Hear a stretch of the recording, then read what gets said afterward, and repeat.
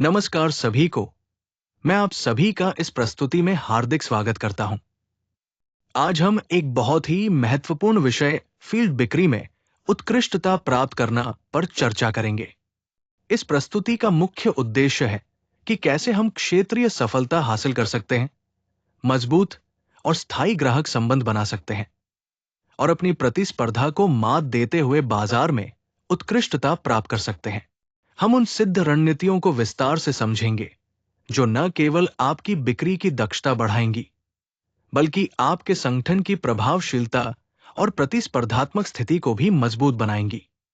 मुझे विश्वास है कि आज की जानकारी आपके लिए बेहद उपयोगी साबित होगी और आपके करियर में नई ऊंचाइयों को छूने में मदद करेगी। तो चलिए इस ज्ञान यात्रा की शुरुआत करते हैं। इस स्लाइड में हम बात करेंगे फील्ड सेल्स की उत्कृष्टता की, जो कि क्षेत्रीय सफलता के लिए एक विजयी रणनीति है। यह रणनीति डॉ जवाद सेबाली द्वारा विकसित की गई है। इसका मुख्य उद्देश्य फील्ड सेल्स टीम को अधिक प्रभावी, कुशल और परिणामोन्मुखी बनाना है, ताकि वे अपने इलाके में बेहतर प्रदर्शन कर सकें और व्यवसाय को नए मुकाम तक पहुंचा सकें। डॉ सेबाली की इस रणनीति में प्रैक्टिकल तरीके और सफलतापूर्ण उपाय शामिल हैं, जो हमारी सेल्स टीम को हर चुनौती का सामना करने और सफलता हासिल करने में मदद करेंगे। इस स्लाइड में हम 3 मुख्य लक्ष्य और सीखने के परिणामों पर ध्यान देंगे। सबसे पहले, इस प्रशिक्षण के अंत में प्रतिभागी ऐसे बिक्री रणनीति कौशल विकसित करेंगे जो विशेष रूप से उनके क्षेत्र के लिए उपयुक्त हों। इसके बाद वे मैदान में सक्रिय मौजूदगी के माध्यम से प्रामाणिक ग्राहक संबंध बनाना सीखेंगे, जिससे उनके ग्राहक बेस मजबूत होगा। अंत में स्थानीय बाजार की बुद्धिमत्ता का सही उपयोग करके प्रतिभागी आत्मविश्वास के साथ निरंतर सौदे बंद करने में सक्षम होंगे। ये तीनों पहलू मिलकर बिक्री के क्षेत्र में उनकी सफलता की नींव रखेंगे। इस स्लाइड में हम छात्र सीखने के परिणामों पर बात करेंगे। सबसे पहले, प्रतिभागी स्मार्ट लक्ष्य निर्धारित करने में सक्षम होंगे, जो विशेष, मापने योग्य, प्राप्त करने योग्य, प्रासंगिक और समयबद्ध होते हैं। ये उन्हें नए क्षेत्रों में स्पष्ट और प्रभावी मार्गदर्शन देगा। दूसरा, वे प्रतिस्पर्धी विश्लेषण करना सीखेंगे, जिससे वे बाजार की स्थिति को समझकर बेहतर रणनीतियां बना सकेंगे। तीसरा, प्रतिभागी संदर्भ नेटवर्क बनाएंगे, जो समुदाय की भागीदारी के माध्यम से मजबूत संबंधों और सहयोग को बढ़ावा देगा। अंत में, वे प्रभावी तरीके से आपत्तियों को संभालने में सक्षम होंगे, डेटा आधारित आत्मविश्वास के साथ, जबकि बिक्री चक्र के दौरान प्रामाणिक और विश्वसनीय संबंध बनाए रखेंगे। ये सभी परिणाम सफल व्यावसायिक प्रदर्शन के लिए महत्वपूर्ण हैं। इस प्रशिक्षण का सबसे अधिक फायदा नए फील्ड सेल्स प्रतिनिधियों को होता है, जो पहली बार अपने क्षेत्र में काम शुरू कर रहे हैं।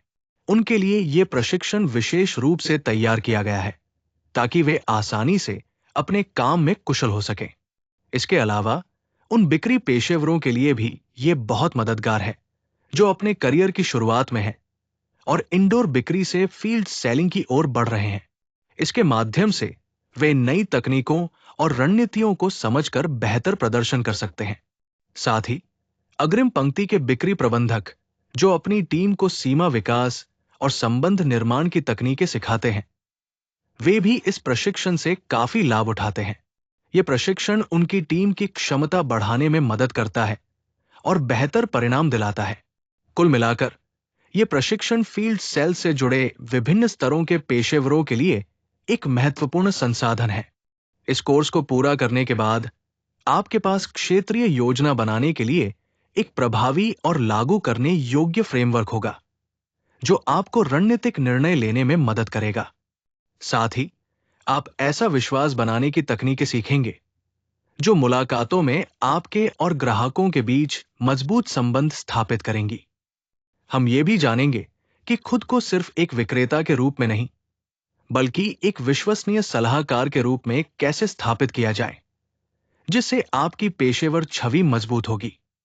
इसके अलावा आप समझ पाएंगे कि अपनी प्रतिस्पर्धात्मक कमजोरियों को कैसे अवसरों में बदला जा सकता है, जिससे आप बाजार में बेहतर स्थिति बना सकें। अंत में हम जानेंगे कि ठंडे संभावनाओं को गर्म संदर्भों में बदलने के लिए वास्तविक समुदाय की भागीदारी का उपयोग कैसे किया जा सकता है, ताकि संबंध और अधिक मजबूत हो सके। ये सभी पहलू मिलकर आपको क्षेत्रीय योजना में सफल और प्रभावशाली बनाते हैं। आज के तेजी से डिजिटल होते हुए युग में भी क्षेत्र बिक्री का महत्व कम नहीं हुआ है। वास्तव में ये अब भी स्थायी व्यावसायिक संबंध बनाने का एक सबसे प्रभावशाली तरीका बना हुआ है। जब हम सीधे अपने ग्राहकों से मिलते हैं, तो उस मुकाबला सामना बातचीत की क्षमता एक अलग ही स्तर का भरोसा और विश्वसनीयता उत्पन्न करती है, जिसे कोई फोन कॉल या ईमेल हासिल नहीं कर सकता। इसके अलावा व्यक्तिगत रूप से मौजूद होकर हम अपने ग्राहक की चुनौतियों और उनकी अनूठी परिस्थितियों को बेहतर तरीके से समझ पाते हैं, जिससे हम उनकी आवश्यकताओं के प्रति अपनी प्रतिबद्धता स्पष्ट कर सकते हैं। यही कारण है कि क्षेत्र बिक्री आज भी अत्यंत महत्वपूर्ण है। आपकी प्रतिस्पर्धात्मक श्रेष्ठता के कई महत्वपूर्ण पहलू हैं। सबसे पहले, आपकी शारीरिक उपस्थिति से आपको अपने क्षेत्र में ऐसे अवसर मिलते हैं जिन्हें अन्य लोग देखने में चूक जाते हैं। ये एक बड़ा फायदा है, क्योंकि आप सीधे उन चीजों को महसूस कर सकते हैं जो दूर से नजर नहीं आती। इसके अलावा आपके पास तत्काल प्रतिक्रिया देने की क्षमता होती है, जिससे आप किसी भी समस्या या जरूरत को तुरंत संबोधित कर सकते हैं। ये त्वरितता आपके ग्राहकों के लिए विश्वास पैदा करती है। तीसरा, बार बार मिलने से आप गेटकीपर के साथ मजबूत संबंध बना सकते हैं, जो आगे चलकर आपके लिए कई दरवाजे खोलता है। सबसे महत्वपूर्ण बात, सबसे सफल फील्ड सेल्स प्रतिनिधि केवल उत्पाद या सेवा नहीं बेचते, बल्कि वे विश्वसनीय सलाहकार की भूमिका निभाते हैं। वे स्थानीय बाजार की गुणवत्ता, प्रतिस्पर्धी परिदृश्य और क्षेत्र की चुनौतियों को गहराई से समझते हैं, जिससे वे अपने ग्राहकों को असली मूल्य और समाधान प्रदान कर पाते हैं। यही आपकी प्रतिस्पर्धात्मक श्रेष्ठता की कुंजी है। इस कोर्स में हम 4 मुख्य क्षेत्रों पर ध्यान केंद्रित करेंगे, जो आपकी क्षेत्रीय बिक्री के कौशल को निखारेंगे। सबसे पहले हम सीखेंगे कि कैसे एक विजयी बिक्री रणनीति विकसित करें। इसका मतलब है अपने विशिष्ट क्षेत्रीय लक्ष्य को समझना, स्थानीय बाजार की गहरी जानकारी हासिल करना और प्रतिस्पर्धियों का विश्लेषण करके अपने आप को मजबूत स्थान पर लाना। इसके बाद हम आपकी बिक्री पिच को और प्रभावी बनाएंगे। इसमें रिश्ता बनाने की कला, बॉडी लैंग्वेज का सही उपयोग और आपत्तियों को आत्मविश्वास के साथ संभालना शामिल है। तीसरे चरण में हम सौदा बंद करने की कला पर ध्यान देंगे। खरीदारी के संकेतों को समझना, सही मौका पहचानना और मजबूती से पूरी डील को अंजाम देना। अंत में हम सतत सफलता के लिए एक मजबूत सिस्टम बनाएंगे, जिससे आप निरंतर सुधार कर सकें, अपने प्रभाव को बढ़ा सकें और अपने समुदाय में एक भरोसेमंद और सम्मानित व्यक्ति बन सकें। ये 4 स्तंभ आपकी क्षेत्रीय बिक्री महारत की यात्रा के महत्वपूर्ण कदम हैं। इस भाग में हम सफल बिक्री रणनीति विकसित करने के बारे में बात करेंगे। सबसे पहले ये जानना जरूरी है कि नए क्षेत्र में उपलब्ध बिक्री लक्ष्यों को कैसे निर्धारित किया जाए। जब आप किसी नए बाजार में प्रवेश करते हैं, तो यह स्वाभाविक है कि आपको कई चुनौतियों का सामना करना पड़ेगा। आप सोचेंगे कि शुरुआत कहां से करें, किन संभावित ग्राहकों को प्राथमिकता दें, और जब सब कुछ अनजान हो तो अपनी सफलता को कैसे मापें। इस कोर्स का दृष्टिकोण व्यावहारिक फ्रेमवर्क को वास्तविक दुनिया के साथ जोड़ना है, ताकि आप यहां सीखी गई तकनीकों को सीधे अपने काम में उपयोग कर सकें। कोर्स के अंत में आपको ऐसी विशेष रणनीतियां और अंतर्दृष्टि मिलेगी जो न केवल आपकी वर्तमान बिक्री चुनौतियों को हल करेंगी, बल्कि आपके पूरे बिक्री करियर में सहायक रहेंगी। प्रत्येक मॉड्यूल इसलिए इस तरह डिजाइन किया गया है कि आप मात्र सिद्धांत नहीं सीखें, बल्कि उनसे व्यावहारिक परिणाम भी पाने लगें, और वो भी पहले दिन से। जब हम नए क्षेत्र में कदम रखते हैं, तो सबसे पहले हमें एक मजबूत और स्पष्ट बिक्री रणनीति बनानी होती है। इसका मतलब है ऐसे लक्ष्य निर्धारित करना जो न केवल हासिल किए जा सकें, बल्कि हमें सही दिशा भी दिखाएं। नई जगह पर जाना अक्सर चुनौतीपूर्ण और भयावह हो सकता है। आप सोचते हैं कि शुरुआत कहां से करें, कौन से संभावित ग्राहक या बाजारों को प्राथमिकता दें और सफलता को कैसे मापें जब सब कुछ इतना नया हो। इन सवालों का जवाब है साफ और सटीक लक्ष्य निर्धारित करना जो हमें मार्गदर्शन करे, लेकिन साथ ही हमें अपने नए बाजार को समझने और सीखने के लिए आवश्यक लचीलापन भी दे। ऐसे लक्ष्य हमें एक विजेता बिक्री रणनीति की ओर ले जाते हैं, जो न केवल हमें राह दिखाती है बल्कि बदलावों के लिए भी तैयार रखती है। हर क्षेत्र की अपनी एक अनोखी पहचान होती है, इसलिए जब हम लक्ष्य तय करते हैं तो हमें इसे ध्यान में रखना जरूरी है। सिर्फ सामान्य कॉरपोरेट लक्ष्य नहीं, बल्कि स्थानीय बाजार की स्थितियों, मौसमी बदलावों और प्रतिस्पर्धा की गतिशीलता को समझकर ही सही लक्ष्य बनाना संभव है। इसके लिए सबसे पहले हमें अपने क्षेत्र के व्यापार माहौल को अच्छी तरह समझना होगा। जितना हम स्थानीय व्यवसायों के कामकाज और परिस्थितियों को समझेंगे, उतना ही बेहतर हम अपने लक्ष्यों को आकार दे पाएंगे। इसके साथ ही क्षेत्र पर प्रभाव डालने वाले आर्थिक प्रेरकों का विश्लेषण करना भी जरूरी है, ताकि हमारे लक्ष्य व्यावहारिक और हासिल करने योग्य हों। आखिर में हमारे लक्ष्यों को सामुदायिक संस्कृति के संदर्भ में भी परखना चाहिए, क्योंकि सामुदायिक सांस्कृतिक अंतर्दृष्टि हमें यह बताएगी कि हमारा प्रयास वहां के लोगों के लिए कितना प्रासंगिक और प्रभावी होगा। इन सभी पहलुओं को मिलाकर हम विशिष्ट और प्रभावशाली क्षेत्रीय लक्ष्य निर्धारित कर सकते हैं। जब हम बड़े और चुनौतीपूर्ण लक्ष्यों की बात करते हैं, तो उन्हें छोटे, प्राप्त करने योग्य मील के पत्थरों में विभाजित करना बहुत जरूरी होता है। ऐसा करने से लक्ष्य कम डरावना महसूस होता है और आप इसे चरणबद्ध तरीके से हासिल कर सकते हैं। ये प्रारंभिक सफलताएं न केवल गति लाती है, बल्कि आपका आत्मविश्वास भी बढ़ाती है। इसके अलावा ये छोटी सफलताएं आपको ये समझने में मदद करती है कि आपके खास बाजार में क्या काम कर रहा है, और साथ ही वे भविष्य के संभावित ग्राहकों के लिए ठोस सबूत भी तैयार करती है। इसलिए पहले छोटे विजयों पर ध्यान देना लंबे समय में बड़े लक्ष्यों को हासिल करने का एक प्रभावी तरीका है। स्मार्ट फ्रेमवर्क लागू करने के लिए 5 महत्वपूर्ण चरण हैं। पहला, हमें अपने लक्ष्यों को विशिष्ट बनाना है, यानी वे स्पष्ट और मापनीय होने चाहिए, साथ ही प्राप्त करना भी संभव होना चाहिए। दूसरा, मापनीयता सुनिश्चित करें ताकि हम प्रगति को ट्रैक कर सकें और जवाबदेही बनाए रख सकें। तीसरा, यह जरूरी है कि हम सिर्फ बिक्री के लिए ही क्षेत्र में न जाएं, बल्कि एक मजबूत समुदाय उपस्थिति बनाएं। चौथा, हमें स्वयं को पहले एक समुदाय के सदस्य के रूप में देखना चाहिए, फिर विक्रेता के रूप में, क्योंकि ये मानसिकता अधिक सफल क्षेत्रीय प्रतिनिधि बनाती है। अंत में अपने लक्ष्य इस तरह से सेट करें कि वे संबंध विकास के साथ मेल खाते हों, जिससे आपके संबंध प्रामाणिक और स्थायी बने और लगातार आय में वृद्धि हो सके। इस तरह स्मार्ट फ्रेमवर्क न केवल लक्ष्य तय करने में मदद करता है, बल्कि आपके व्यवसाय को मजबूत समुदाय आधारित आधार भी प्रदान करता है। जब एक कंपनी अपने सभी क्षेत्रों के लिए समान आय लक्ष्य निर्धारित करती है, तो ये एक बड़ी गलती हो सकती है, क्योंकि ये स्थानीय कारकों की अनदेखी करता है। हर क्षेत्र की अपनी अलग अलग जरूरतें और चुनौतियां होती है।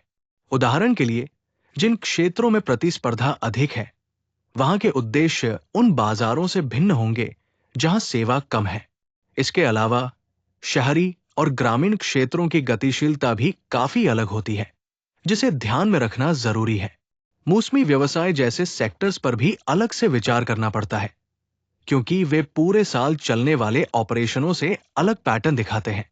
अगर हम इन स्थानीय पहलुओं को नजरअंदाज करते हैं, तो हमारे बिक्री लक्ष्य न केवल असफल हो सकते हैं, बल्कि वे उस क्षेत्र की वास्तविक जरूरतों के अनुरूप भी नहीं होंगे।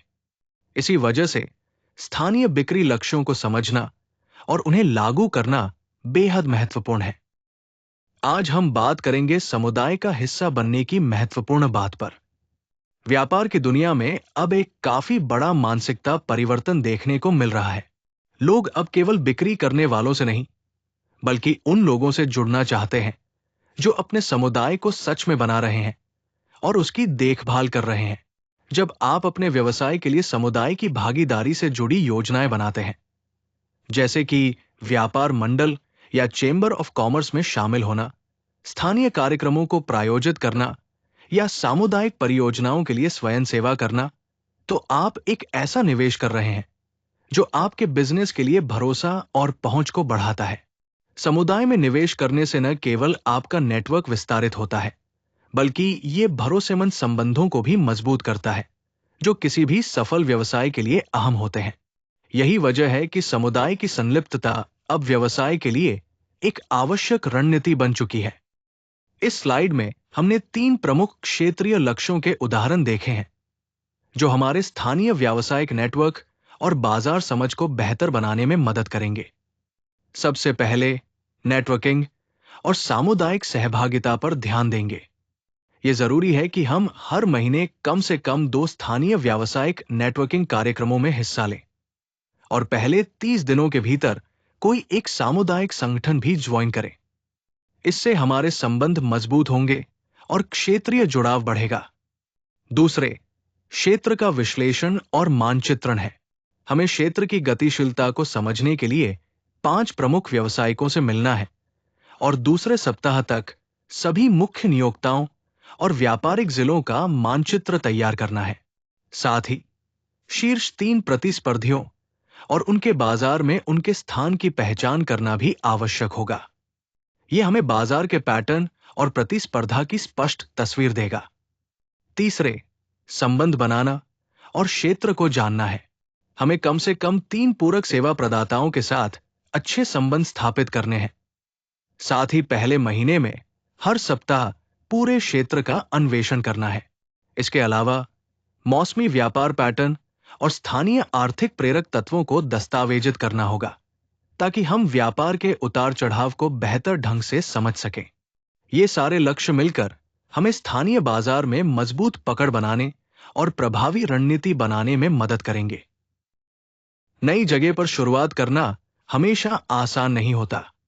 ये सिर्फ भौतिक बदलाव नहीं, बल्कि मानसिक और भावनात्मक रूप से भी चुनौतीपूर्ण होता है। जब हम किसी अपरिचित स्थान पर जाते हैं, तो हम उन लोगों से मिलते हैं जो हमें नहीं जानते और हमें उनकी दुनिया समझनी होती है। ऐसे में नए रिश्ते बनाना और वहां अपनी पहचान बनाना आसान काम नहीं होता। साथ ही हमें उन रिश्तों और संबंधों से भी प्रतिस्पर्धा करनी पड़ती है जो पहले से वहां मौजूद है। इसी कारण प्रारंभिक सफलता बहुत महत्वपूर्ण होती है। जब हमें छोटी छोटी जीत मिलती है, तो वो हमारी प्रेरणा को बढ़ाती है और आत्मविश्वास बनाने में मदद करती है। बिना इन छोटी सफलताओं के हम जल्द ही निराश या असहज महसूस करने लगते हैं। इसलिए नई जगह पर छोटी जीतों को सराहना और उनका महत्व समझना बहुत जरूरी है। जब हम नई क्षेत्र में काम कर रहे होते हैं, तो छोटी जीतें बहुत महत्वपूर्ण होती है। पहली बात यह कि छोटी जीतें भारीपन को कम करने में मदद करती है। जब आप कुछ सफलता हासिल करते हैं, तो ये आपके लिए एक तरलता का स्रोत बनता है जो लगातार ऊर्जा देता है।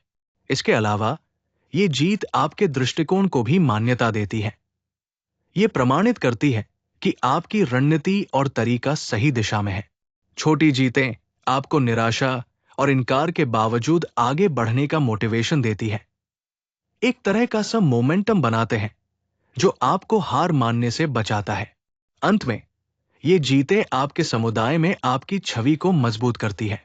इससे लोग देखते हैं कि आप केवल अपने कमीशन के लिए काम नहीं कर रहे, बल्कि वास्तव में समुदाय की समृद्धि में योगदान देने वाले हैं। यही वजह है कि छोटी जीतें इतनी ताकतवर होती है और हमें निरंतर इन्हीं पर फोकस करना चाहिए। छोटी जीतों को समझना हमारे लिए बहुत जरूरी है, क्योंकि यही बड़े मकसद की ओर पहला कदम होती है। सबसे पहले प्रारंभिक संलग्नता की सफलता को देखें। जब हम व्यवसाय मालिक से अपना विजिटिंग कार्ड स्वीकार करवा लेते हैं और आगे की कॉल के लिए उनकी सहमति प्राप्त कर लेते हैं, तो ये एक बड़ी उपलब्धि होती है। भले ही वे तुरंत खरीद न करें, पहली अपॉइंटमेंट तय करना भी एक महत्वपूर्ण जीत है। दूसरा, सार्थक कनेक्शन बनाना है। केवल एक सामान्य बातचीत से ज्यादा जरूरी है कि हम उनकी व्यावसायिक चुनौतियों के बारे में गहराई से चर्चा करें। इसके अलावा गेटकीपर के साथ अच्छे संबंध बनाना भी बहुत फायदेमंद होता है, क्योंकि वे अंदर की महत्वपूर्ण जानकारी दे सकते हैं जो आगे की रणनीति के लिए मददगार होती है। तीसरा, सकारात्मक प्रतिक्रिया और आपत्तियों से निपटना। जब हमें हमारे प्रस्ताव के बारे में अच्छी प्रतिक्रिया मिलती है, चाहे समय अभी उपयुक्त न हो, यह संकेत है कि हम सही दिशा में हैं। साथ ही पहली आपत्ति को बिना किसी घबराहट के संभालना सीखना और इसके बाद दूसरे संभावित ग्राहक के लिए संदर्भ प्राप्त करना भी छोटी लेकिन महत्वपूर्ण जीत मानी जाती है। ये छोटे छोटे कदम हमें अंततः सफलता की ओर ले जाते हैं। जब हम अपनी जीतों को जानबूझकर ट्रैक करते हैं तो इसका बड़ा फायदा होता है। सबसे पहले एक जर्नल या नोट्स रखना बहुत जरूरी है, जहां आप हर सकारात्मक बातचीत, सीखने के पल और प्रगति के कदम को रिकॉर्ड करें। ये छोटे छोटे नोट्स भविष्य में आपकी मदद करेंगे। फिर जब कभी कठिन दिन आए और अस्वीकृति का सामना करें, तो उन छोटी जीतों को देखें और याद करें कि आपने कितनी प्रगति की है। ये आपकी प्रेरणा को फिर से जगाने में मदद करता है। छोटी जीतों की ताकत को समझना भी अहम है, क्योंकि ये धीरे धीरे बड़ी सफलताओं में बदल जाती है। और अंत में, प्रारंभिक संघर्षों के दौरान प्रेरित बने रहना जरूरी है। असल में सबसे ज्यादा सौदे बंद करने वाला सेल्स प्रतिनिधि जरूरी नहीं कि सबसे प्रतिभाशाली हो, बल्कि वो होता है जो हर छोटी जीत का जश्न मनाता है और अपनी प्रेरणा को बनाए रखता है। इसलिए छोटी जीतों को ट्रैक करना और उन्हें स्वीकार करना आपके लिए सफलता की कुंजी साबित हो सकता है। जब हम क्षेत्र बिक्री की बात करते हैं, तो स्मार्ट लक्ष्य एक बहुत ही प्रभावी टूल साबित होते हैं। ये लक्ष्य हमें केवल वेग आकांक्षाओं से बाहर निकालकर एक स्पष्ट और क्रियान्वयन योग्य योजना देते हैं। स्मार्ट का मतलब है स्पेसिफिक, मेजरेबल, अचीवेबल, रेलेवेंट और टाइम बाउंड। ये फ्रेमवर्क इसलिए भी जरूरी है क्योंकि ये न केवल हमें स्पष्टता देता है, बल्कि जवाबदेही भी सुनिश्चित करता है। अब हम एक एक कर प्रत्येक घटक को समझेंगे और देखेंगे कि इन्हें क्षेत्र बिक्री के संदर्भ में कैसे लागू किया जा सकता है। यहां हम स्पष्ट और अस्पष्ट लक्ष्यों के बीच का अंतर समझेंगे। पहले एक अस्पष्ट लक्ष्य उदाहरण लेते हैं, जैसे मैं अपने क्षेत्र का विकास करना चाहता हूं। यह लक्ष्य बहुत व्यापक और अस्पष्ट है, जिससे यह समझना मुश्किल हो जाता है कि सफलता को कैसे मापा जाएगा। दूसरी ओर एक विशिष्ट लक्ष्य इस प्रकार हो सकता है, मैं अपने क्षेत्र में वाणिज्यिक सेवा क्षेत्र में 15 नए क्लाइंट प्राप्त करूंगा। यह लक्ष्य बहुत स्पष्ट और मापनीय है। विशिष्ट लक्ष्य इसलिए महत्वपूर्ण है क्योंकि ये सफलता को पहचानने में मदद करते हैं और आपके प्रयासों को सही और लक्षित बाजार पर केंद्रित करते हैं। जब आपके लक्ष्य विशिष्ट होते हैं, तो आपकी रणनीति भी ज्यादा प्रभावी और परिणाम केंद्रित होती है।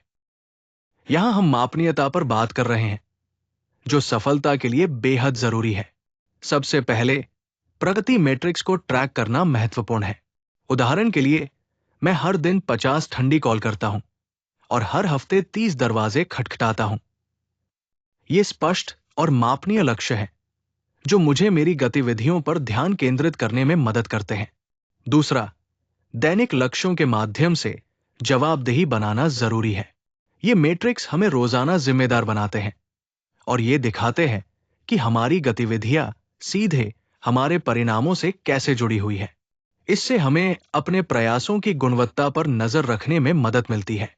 तीसरा और सबसे महत्वपूर्ण, परिणामों के अनुसार अपने काम को अनुकूलित करना। जब हम जान लेते हैं कि क्या काम कर रहा है और क्या नहीं, तो हम मौके के अनुसार रणनीति बदल सकते हैं।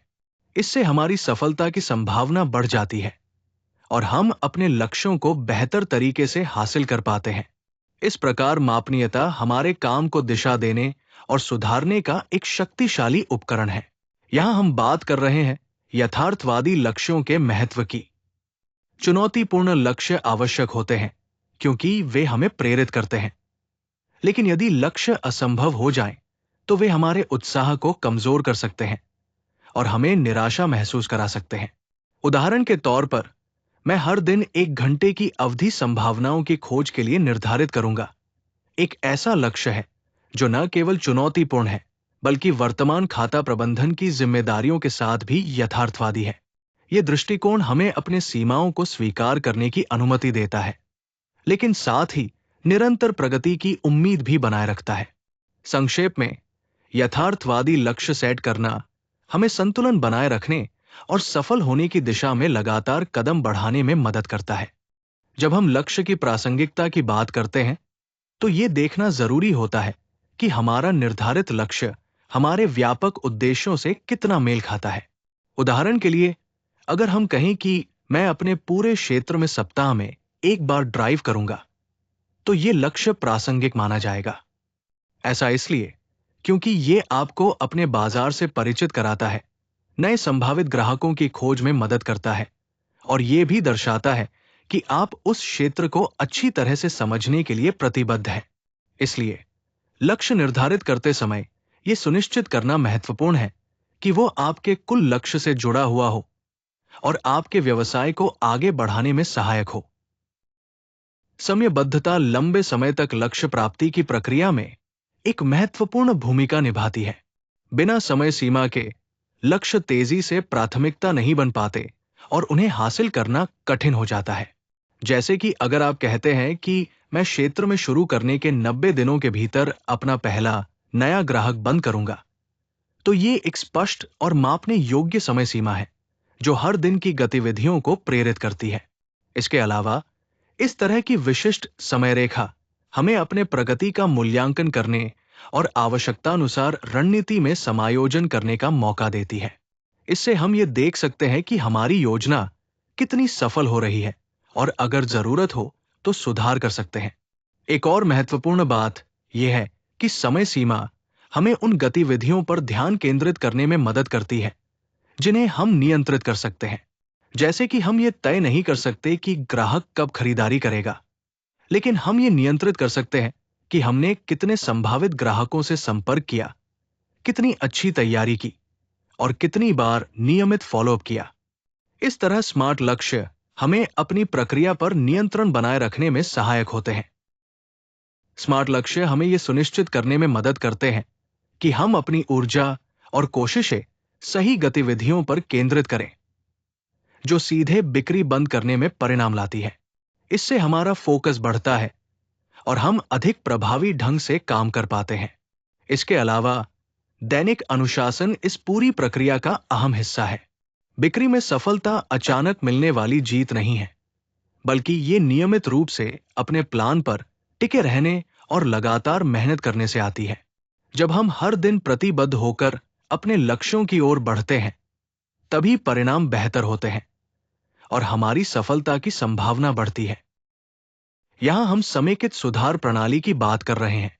सबसे पहले निरंतर सुधार का एक ढांचा तैयार करना बहुत जरूरी है, जिसे स्मार्ट लक्ष्य के जरिए स्थापित किया जाता है। ये लक्ष्य हमें स्पष्ट, मापने योग्य और समयबद्ध दिशा देते हैं, जिससे हम लगातार बेहतर होते रहें। इसके अलावा ये समझना भी जरूरी है कि आप इस क्षेत्र में नए हैं, इसलिए शुरुआती दौर में सारी चीजें बिल्कुल सही होना संभव नहीं है और ये पूरी तरह से सामान्य है। सबसे महत्वपूर्ण बात यह है कि हम अपनी गलतियों से सीखें और उन्हें दोहराने से बचें। बिना सीखे एक ही गलती को बार बार करना नुकसानदेह हो सकता है। इसलिए अनुभव से सीखना और सुधार की प्रक्रिया को अपनाना सफलता की कुंजी है। अपने क्षेत्र में आपकी भौतिक उपस्थिति आपकी सबसे बड़ी प्रतिस्पर्धात्मक बढ़त है, क्योंकि ये आपको अंदरूनी बिक्री टीम और दूरस्थ प्रतिस्पर्धियों से अलग बनाती है। लेकिन केवल मौजूद होना ही काफी नहीं है। आपको सक्रिय रूप से स्थानीय बाजार की जानकारी इकट्ठा करनी होगी, उसे विश्लेषित करना होगा और फिर उस जानकारी को अपनी रणनीतियों में लागू करना होगा। इससे आप न सिर्फ बाजार की बेहतर समझ हासिल कर पाएंगे, बल्कि अपने संभावित ग्राहकों के विश्वास को भी मजबूत कर सकेंगे। इसे हासिल करने के लिए अपने आप को एक विश्वसनीय सलाहकार के रूप में प्रस्तुत करें, जो वास्तव में अपने ग्राहकों के वातावरण और उनकी जरूरतों को गहराई से समझता हो। यही वो तरीका है जिससे आप स्थानीय बाजार की अंतर्दृष्टि का अधिकतम लाभ उठा सकते हैं। जब हम अपने संभावित ग्राहकों से संवाद करते हैं, तो हम एक बहुत ही महत्वपूर्ण खुफिया स्रोत से जानकारी प्राप्त कर सकते हैं। वास्तव में ये ग्राहक प्रतिस्पर्धात्मक जानकारी का स्वर्ण खजाना होते हैं। यदि हम सही सवाल पूछें, तो ज्यादातर लोग खुशी खुशी अपनी राय और अनुभव साझा करते हैं, जो हमें बाजार की गहराई से समझ देने में मदद करता है। इसके अलावा हमारे संभावित ग्राहक हमें यह समझने में भी मदद करते हैं कि हमारी प्रतिस्पर्धा किस प्रकार काम कर रही है और वे किन क्षेत्रों में मजबूत या कमजोर है। इसलिए संभावित ग्राहकों को सुनना और उनसे जानकारियां जुटाना प्रतिस्पर्धात्मक परिदृश्य में हमारा सबसे बड़ा फायदा साबित हो सकता है। यहां सबसे महत्वपूर्ण बात है कि अपने खुफिया नेटवर्क को सिर्फ संभावित ग्राहकों तक सीमित न रखें, बल्कि इसे व्यापक बनाएं। पूरक सेवा प्रदाता, उद्योग संघों के नेता और आपके क्षेत्र के व्यावसायिक पत्रकार भी इस नेटवर्क का हिस्सा हो सकते हैं। ये संपर्क आपको बाजार की गहरी समझ देंगे और महत्वपूर्ण जानकारियों तक पहुंच आसान करेंगे। इसलिए अपने नेटवर्क के दायरे को बढ़ाना और विविध बनाना सफलता के लिए जरूरी है। फील्ड सेल्स के लिए मार्केट रिसर्च टूल्स की बात करें तो सबसे पहला और प्रभावी स्रोत होता है उद्योग विशिष्ट डाटाबेस। ये डाटाबेस हमें उस खास उद्योग से जुड़ी महत्वपूर्ण जानकारी प्रदान करते हैं, जिससे हम अपने टारगेट मार्केट को बेहतर समझ सकते हैं। इसके अलावा स्थानीय व्यवसाय प्रकाशन भी बहुत मददगार होते हैं, क्योंकि इनसे हमें क्षेत्रीय व्यापारिक रुझान और स्थानीय प्रतिस्पर्धा के बारे में अपडेट मिलता है। संघ सदस्यता भी एक महत्वपूर्ण टूल है, क्योंकि इससे हम उद्योग के अन्य सदस्यों के साथ नेटवर्क बना पाते हैं और उनसे सीधे जानकारी प्राप्त कर सकते हैं। अंत में सोशल मीडिया इंटेलिजेंस आज के दौर में बेहद जरूरी है, जो हमें कस्टमर बिहेवियर, ट्रेंड्स और प्रतिस्पर्धियों की गतिविधियों का विश्लेषण करने में सक्षम बनाता है। इन 4 टूल्स का सही इस्तेमाल फील्ड सेल्स टीम को बाजार में मजबूत स्थिति दिलाने में मदद करता है। स्थानीय कार्यक्रम कई प्रकार के होते हैं, जिनमें व्यापार प्रदर्शनियां, चैरिटी फंडरेजर, उद्योग सम्मेलन, चैम्बर ऑफ कॉमर्स की बैठकें और समुदाय उत्सव शामिल हैं। ये कार्यक्रम फील्ड सेल्स प्रतिनिधियों के लिए एक रणनीतिक स्वर्ण खदान साबित होते हैं। यहां पर वे महत्वपूर्ण खुफिया एकत्र कर सकते हैं, जो उनकी मार्केटिंग और सेल्स रणनीतियों को मजबूत बनाता है।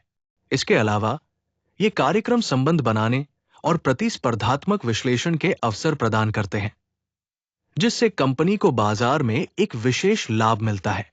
सबसे महत्वपूर्ण बात यह है कि ये स्थानीय कार्यक्रम समुदाय के साथ जुड़ाव और एकीकरण को बढ़ावा देते हैं, जो दीर्घकालिक विश्वास और समर्थन स्थापित करने में मदद करता है। जब हम किसी कार्यक्रम में जाते हैं, तो सबसे पहले हमें यह देखना चाहिए कि कौन-कौन सी कंपनियां उस कार्यक्रम को प्रायोजित कर रही हैं और वे किस स्तर पर हैं। इसके अलावा यह भी ध्यान में रखना चाहिए कि प्रतियोगी संगठन कौन-कौन से उपस्थित है और वे अपने आप को बातचीत में कैसे प्रस्तुत कर रहे हैं। इससे हमें उनके दृष्टिकोण और रणनीतियों को समझने में मदद मिलती है।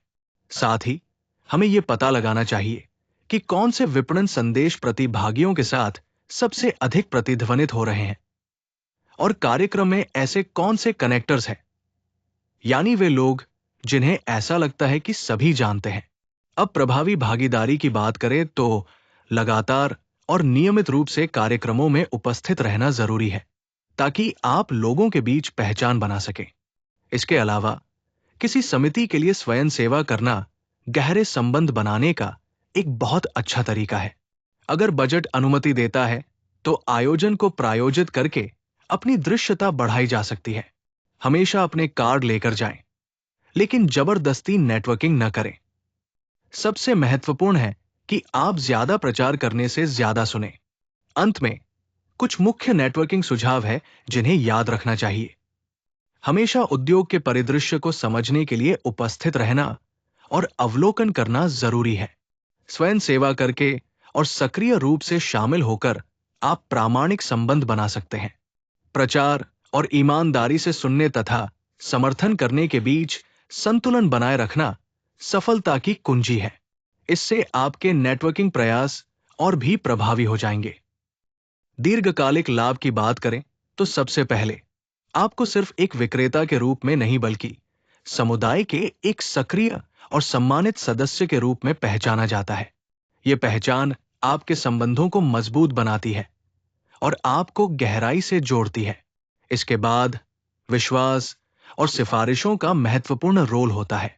बार बार हुए सकारात्मक इंटरैक्शन से जो विश्वास बनता है वो आपको एक स्थिर ग्राहक आधार देता है। साथ ही वही लोग जो आपको व्यक्तिगत रूप से जानते हैं आपके लिए सिफारिशें करते हैं जो आपके व्यवसाय के लिए अनमोल होती है। अंत में ये सब आपको एक अलग दृष्टिकोण और व्यक्तिगत विकास की ओर ले जाता है। समुदाय के अंदर अवसरों के प्रति आपकी जागरूकता बढ़ती है। आपको उनकी मूल्यों और प्राथमिकताओं की गहरी समझ होती है।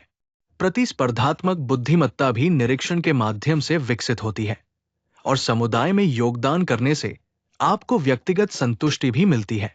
यही दीर्घकालिक लाभ आपके व्यवसाय और व्यक्तिगत जीवन दोनों को समृद्ध बनाते हैं। जब आप संभावित ग्राहक से मिलते हैं और उनके स्थानीय बाजार की विशिष्ट स्थितियों का उल्लेख करते हैं, जैसे कि किसी व्यावसायिक विकास से बढ़ा यातायात या उनकी कंपनी को मिले किसी सम्मान का जिक्र, तो ये तुरंत आपकी विश्वसनीयता बढ़ाता है। इससे क्लाइंट को लगता है कि आपने अपना शोध किया है और आप उनके व्यवसाय को समझते हैं, जो कि सामान्य प्रस्तुतियों से कहीं बेहतर प्रभाव डालता है। दूसरी बात, जब आपका प्रस्ताव स्थानीय बाजार की वास्तविकताओं और प्रतिस्पर्धी वातावरण के हिसाब से अनुकूलित होता है, तब वो अधिक प्रभावी हो जाता है। ये सामान्य फीचर्स और लाभों से आगे बढ़कर आपकी समझ को दिखाता है कि आपका समाधान इस विशेष ग्राहक के लिए कैसे प्रभावी हो सकता है। यही विशिष्टता आपके सौदे को बंद करने की संभावना को काफी बढ़ा देती है। एक और जरूरी पहलू है सहानुभूति। बिना बाजार की गहरी समझ के आप ग्राहक की स्थिति को सही तरह से नहीं समझ सकते। बाजार अंतर्दृष्टि आपको ग्राहक के दृष्टिकोण से स्थिति देखने में मदद करती है, जिससे आपकी बातचीत अधिक प्रामाणिक और संवेदनशील बनती है। इससे आप केवल एक विक्रेता नहीं, बल्कि एक भरोसेमंद समस्या समाधानकर्ता बन जाते हैं। इसके अलावा सटीक बाजार ज्ञान आपकी छवि को भी एक सामान्य विक्रेता से बदलकर एक जानकार और विश्वसनीय साथी में बदल देता है। इससे ग्राहक के मन में आपकी क्षमता और विश्वसनीयता बढ़ती है, जो सीधे तौर पर सौदा बंद करने में सहायक होती है। अंत में स्थानीय बाजार डेटा का संदर्भ देना और उसका सही उपयोग करना केवल लाभ नहीं, बल्कि एक जरूरी कदम है। ऐसे प्रस्ताव जिन्हें ग्राहक की अनूठी चुनौतियों और बाजार के अनुसार डिजाइन किया गया हो, उन पर सकारात्मक प्रतिक्रिया मिलती है, जिससे सफल सौदे की संभावना काफी बढ़ जाती है। यही कारण है कि बाजार अंतर्दृष्टि सौदा बंद करने की प्रक्रिया को प्रेरित करती है। इस स्लाइड में हम प्रतिद्वंद्वी विश्लेषण को लागू करने के बारे में चर्चा करेंगे। सबसे पहले, प्रतिद्वंद्वी विश्लेषण का मुख्य उद्देश्य होता है बाजार में अपने प्रतिस्पर्धियों की ताकत और कमजोरियों को समझना, ताकि हम अपनी रणनीतियों को और बेहतर बना सकें। विशेष रूप से फील्ड सेलिंग में यह बेहद महत्वपूर्ण है, क्योंकि इससे बिक्री टीम को प्रतिस्पर्धा की दिशा में सही कदम उठाने में मदद मिलती है। प्रतिद्वंद्वी खुफिया अभिलेख बनाए रखना एक निरंतर प्रक्रिया है, जिसमें हम बाजार के रुझान, प्रतियोगियों की नई चालें और उनके उत्पादों या सेवाओं के बदलावों को नियमित रूप से रिकॉर्ड करते हैं। इससे हमें समय रहते निर्णय लेने और अवसरों का फायदा उठाने में आसानी होती है। इस तरह का ज्ञान हमें न केवल रणनीतिक लाभ देता है, बल्कि प्रतिस्पर्धा में आगे रहने में भी सहायता करता है। अंत में हमें ट्रैक करने के लिए कुछ प्रमुख तत्वों पर ध्यान देना होता है, जैसे कि प्रतिस्पर्धी की कीमत नीति, विपणन रणनीति, ग्राहक प्रतिक्रिया और नए उत्पाद लॉन्च इत्यादि। इन सभी बातों का समुचित अवलोकन हमें बाजार में स्थायी सफलता दिलाने में मदद करता है। बाजार की स्थिति समझना इसलिए जरूरी है क्योंकि यह बताता है कि आपकी कंपनी और उत्पाद प्रतिस्पर्धा के मुकाबले किस तरह पहचाने जाते हैं। आप प्रीमियम विकल्प है या मूल्य केंद्रित, क्या आपकी छवि एक नव प्रवर्तनकर्ता की है या फिर विश्वसनीय पुराने खिलाड़ी की? ये सभी बातें आपके संभावित ग्राहकों को प्रभावित करती हैं। यदि आपकी स्थिति और लक्षित ग्राहकों में मेल नहीं होगा, तो परिणाम स्वरूप आप निराशा और कम बिक्री का सामना कर सकते हैं। उदाहरण के लिए, यदि आप खुद को प्रीमियम प्रदाता मानते हैं, लेकिन कीमत के प्रति बहुत संवेदनशील ग्राहकों को टारगेट करते हैं, तो यह संघर्ष पैदा करेगा। इसलिए आपकी मार्केटिंग रणनीति पूरी तरह से आपकी स्थिति के अनुरूप होनी चाहिए। प्रीमियम ब्रांड को गुणवत्ता, सेवा और परिणामों पर ध्यान देना चाहिए, जबकि मूल्य केंद्रित प्रदाताओं को अपने रिटर्न ऑन इन्वेस्टमेंट और दक्षता पर फोकस करना चाहिए। एक और महत्वपूर्ण पहलू है कि आपकी स्थिति क्षेत्रीय स्तर पर बदल भी सकती है। कहीं आप प्रीमियम माना जा सकते हैं, तो कहीं गांव या ग्रामीण इलाकों में जिस तरह कम विकल्प होते हैं, आपको अलग तरह से देखा जा सकता है। सिर्फ अपनी कंपनी की सोच पर टिके रहने की बजाय आपको स्थानीय बाजार में अपनी धारणा का परीक्षण करना चाहिए। अलग अलग प्रकार के संभावित ग्राहकों के साथ विभिन्न संदेश आजमाने चाहिए। इससे पता चलेगा कि किस प्रकार का संदेश ज्यादा प्रभावी है। अंत में, संभावित ग्राहकों से सीधे पूछना भी बेहद उपयोगी होता है कि वे आपकी कंपनी को कैसे देखते हैं, ताकि आप अपनी स्थिति को और मजबूत कर सकें या आवश्यक हो तो उसे बदल सकें। ऐसे संवाद आपकी रणनीति को और बेहतर बनाने में मदद करेंगे। एक ईमानदार प्रतिस्पर्धात्मक विश्लेषण से आपको अपनी ताकत और कमजोरियों का पता चलता है। जब आपको पता होता है कि आपकी सेवा प्रतिस्पर्धा से महंगी है, लेकिन 24/7 समर्थन देती है, तो आप इसे एक मूल्यवान निवेश के रूप में समझा सकते हैं। इसके अलावा, अगर आपकी सेवा में कोई विशेष फीचर नहीं है, तो आप इसे स्वीकार कर सकते हैं और समझा सकते हैं कि वो फीचर जरूरी नहीं कि सभी ग्राहकों के लिए महत्वपूर्ण हो। सबसे महत्वपूर्ण बात यह है कि अपनी कमजोरियों को पहचानना और उनसे निपटने के लिए तैयार रहना आवश्यक है, क्योंकि ये ईमानदारी और ज्ञान आपको कठिन बातचीत में भी सफल बनाते हैं। जब आप अपने प्रतिस्पर्धियों को अच्छी तरह समझते हैं, तो आप संभावित ग्राहकों की आपत्तियों का पहले ही अनुमान लगा सकते हैं। यदि कोई प्रतियोगी कम कीमत पर उत्पाद देता है, तो आप लागत की बात पहले से संभाल सकते हैं। इसी तरह, जब किसी प्रतियोगी के पास कुछ फीचर्स होते हैं जो आपके पास नहीं, तो आप वार्ता को अपनी ताकत की तरफ मोड़ सकते हैं। इससे आप डिफेंसिव होने के बजाय सक्रिय रूप से अपनी बात रख सकते हैं। इसके लिए यह भी जरूरी है कि आप उन ग्राहकों से फीडबैक लें जिन्होंने किसी और कंपनी को चुना हो, ताकि आप जान सकें कि वे क्या निर्णय कारण थे और अपनी रणनीति को बेहतर बना सकें। अपने मूल्य प्रस्ताव को रणनीतिक तरीके से मजबूत करना भी बहुत जरूरी है। प्रतिस्पर्धात्मक विश्लेषण आपको यह बताता है कि ग्राहक किन पहलुओं को सबसे ज्यादा महत्व देते हैं और आप कहां मजबूत हैं। अगर ग्राहक आपकी प्रतिस्पर्धा की तुलना में सेवा में देरी को लेकर शिकायत करते हैं, तो तेज और बेहतर सेवा आपकी सबसे बड़ी ताकत बन सकती है। वहीं उन फीचर्स पर ज्यादा जोर न दें जो आपके प्रतियोगी बेहतर तरीके से प्रदान कर सकते हैं। अपनी ऊर्जा और समय उन गुणों पर लगाएं जो सच में महत्वपूर्ण है और आपकी ताकत को दर्शाते हैं। इस पूरी प्रक्रिया से आपको वो आत्मविश्वास मिलता है जिससे आप संभावित ग्राहकों के सामने अपनी बात मजबूती से रख सकते हैं और सफलता की संभावना बढ़ जाती है। संदर्भ आधारित बिक्री फील्ड सेल्स में एक बेहद महत्वपूर्ण अवसर होता है। जब कोई संभावित ग्राहक आपकी ओर आता है, तो वे पहले ही आपके लिए एक भरोसे का स्तर बना चुके होते हैं, क्योंकि उन्हें किसी सम्मानित व्यक्ति ने आपकी सिफारिश की होती है। इस तरह की लीड्स बंद होने की संभावना बहुत ज्यादा होती है। साथ ही बिक्री प्रक्रिया भी तेजी से पूरी होती है और ये ग्राहक आमतौर पर लंबे समय तक आपके साथ जुड़े रहते हैं। लेकिन संदर्भ नेटवर्क बनाना आसान नहीं होता। ये अपने आप नहीं बढ़ते। इन्हें ध्यान से पोषण और निरंतर प्रयास की जरूरत होती है। सफल फील्ड सेल्स प्रतिनिधि इसी बात को समझते हैं और वे इंतजार नहीं करते कि संदर्भ खुद ब खुद आ जाए। वे सक्रिय रूप से ऐसे लोगों का नेटवर्क बनाते हैं जो उनके आदर्श संभावित ग्राहकों से नियमित रूप से मिलते हैं और जो उनकी सिफारिश करने में विश्वास करते हैं। यहाँ सबसे महत्वपूर्ण बात यह है कि रिश्तों का निर्माण केवल लाभ के लिए या उन्हें अपने पक्ष में करने के लिए नहीं करना चाहिए। असली मूल्य तब बनता है जब हम दूसरों के लिए सच में उपयोगी और मूल्यवान बनते हैं। जब आप दूसरों की मदद करते हैं तो वे स्वाभाविक रूप से आपकी सफलता में योगदान करने के लिए प्रेरित होते हैं। यही संदर्भ नेटवर्क की असली ताकत है।